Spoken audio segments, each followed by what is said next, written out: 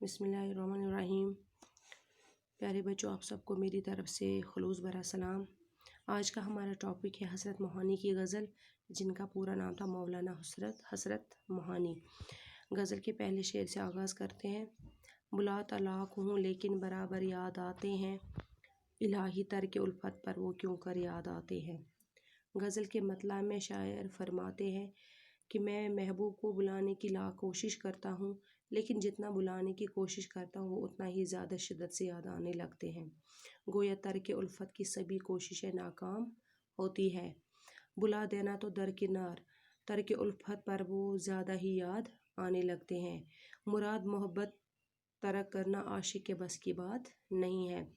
پھر یہاں پہ وہ خدا سے رجوع ہو کر فرماتے ہیں کہ الہی میں ان کو بلانے کے باوجود وہ مجھے زیادہ کیوں کر یاد آتے ہیں۔ نہ چھیڑ اے ہم نشیں کیفیت صحبا کے افسانے، شراب بے خودی کے مجھ کو ساغر یاد آتے ہیں۔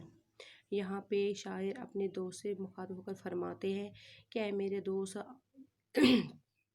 مجھ سے شراب کی کیفیت اور تاثیر کا ذکر نہ کر، ان کی باتیں نہ کرو۔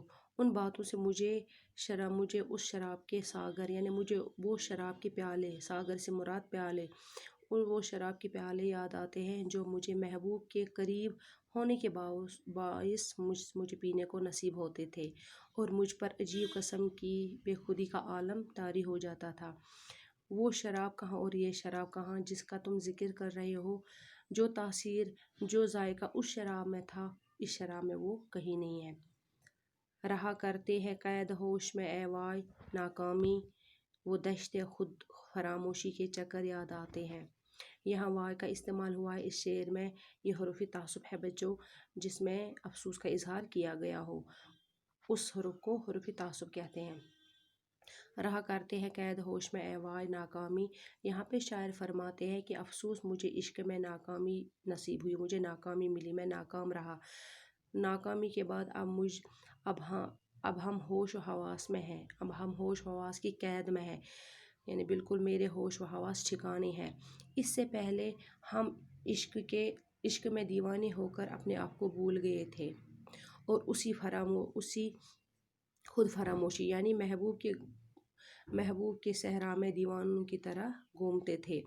لیکن عشق میں ناکام ہونے کے بعد اب ایسا نہیں ہے، اب بالکل ہم ہوش و حواس میں ہیں اور وہ دیوانگی کو بھول گئے ہیں۔ نہیں آتی ہے تو یاد ان کی مہینوں تک نہیں آتی، مگر جب آتے ہیں تو اکثر یاد آتے ہیں۔ شاعر فرماتے ہیں، اس وسیع شعر میں شاعر فرماتے ہیں کہ مہینوں تک، بہت مدت تک مجھے محبوب کی یاد نہیں آتی ہے، مہینوں تک میں اپنی محبوب کو یاد نہیں کرتا ہوں، ان کی یاد مجھے نہیں آتی ہے، لیکن جب کبھی آتی ہے تو بالکل کثرت سے آتی ہے، پھر بھول جانے کا نام نہیں لیتے، بالکل جب کبھی دستک دیتی ہے میرے دل پر تو کثرت سے یاد آنے لگتے ہیں۔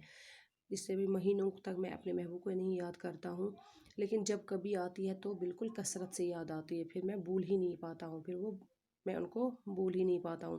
گویا کہ ماضی بعید سے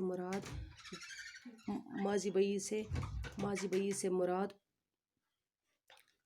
قریب والے، یعنی قریب والے گزرے ہوئے زمانے کی کسی یاد کے تعلق سے ذہنی کیفیت کو حقیقت انداز میں بیان کیا گیا ہے۔ حقیقت کھل گئی حسرت تیرے ترک محبت کی، تجھے تو اب وہ پہلے سے بھی بڑھ کر یاد آتے ہیں۔ غزل کی مقطع میں، یعنی آخری شعر میں، شاعر حسرت موہانی فرماتے ہیں کہ اے حسرت، یہ کیا کہ تو نے تو ترک محبت کی تھی، تو بولتا کہ تو نے تو تیری ترک الفت کی حقیقت اب سامنے آ گئی ہے، تم نے تو کہا کہ تم محبت سے دور ہو، اب تم نے محبت سے کنارہ کشی کی ہے، تم نے تو ترک محبت کی ہے، لیکن ایسا یہ ارادہ کرتے ہی تجھے تیری محبوب کی یاد زیادہ آنے لگی ہے، تجھے تیری محبوب، یہ اب آپ کی جو ترک محبت کا جو راز ہے وہ فاش ہو گیا، ترک محبت کی جو حقیقت ہے وہ کھل گئی ہے، گویا تو تیرے بس کی بات نہیں ہے کہ تو اس محبت سے کنارہ کش ہو، تو اس محبت کو بھول سکے، یعنی کہ جتنا بھی آپ اس کا ارادہ کرتے ہو اس سے دور ہونے کی، اسے ترک کرنے کی، تو اتنے ہی زیادہ آپ کا محبوب آپ کو شدت سے یاد آنے لگتے ہیں، گویا کہ آپ کے بس کی بات نہیں ہے کہ آپ اس سے ترک کریں، یہ تمہارے بس کی بات نہیں ہے۔ پہلی غزل ختم ہوئی ہے، تو دوسری غزل کے ساتھ پھر دوسری ویڈیو میں حاضر ہوں گے، تب تک کے لیے اللہ حافظ۔